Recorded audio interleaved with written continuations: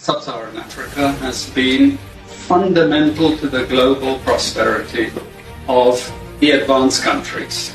And Africa had a role to play. It has a role as a raw material producer. We will not allow Sub-Saharan Africa to escape that. Okay, we do everything to keep Sub-Saharan Africa where it is, also impoverished. It's absolutely vital for the prosperity of everyone else. So let's get clear about that. Okay, and this means all the economic structures, all the global institutions, and the economics we teach everyone is all designed to keep Africa exactly where it is.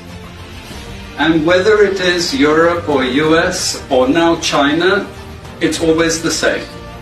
We need Africa to be impoverished because we need those raw materials and we need them dirt cheap. Okay, so that's the message. It doesn't mean to say that there's nothing Africans can do.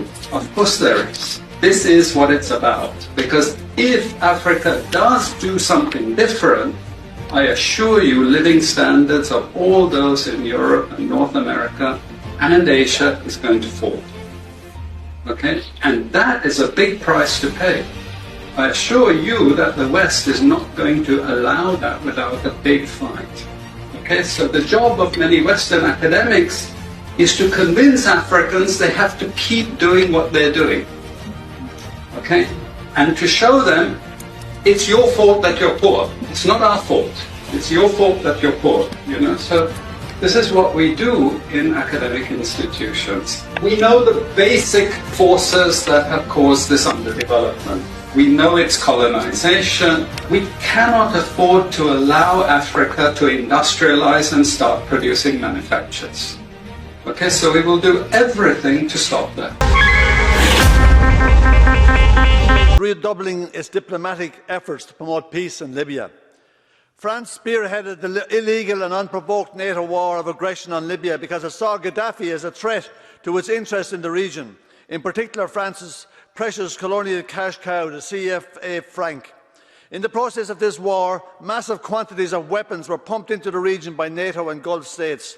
Today, multiple militias fight each other with these weapons and continue to receive military supplies from European states, Gulf states, Turkey and Russia.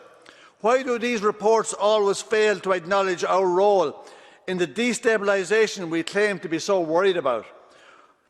2 years ago, Italy was engaged in a proxy war against France and Russia for control of resources in Libya.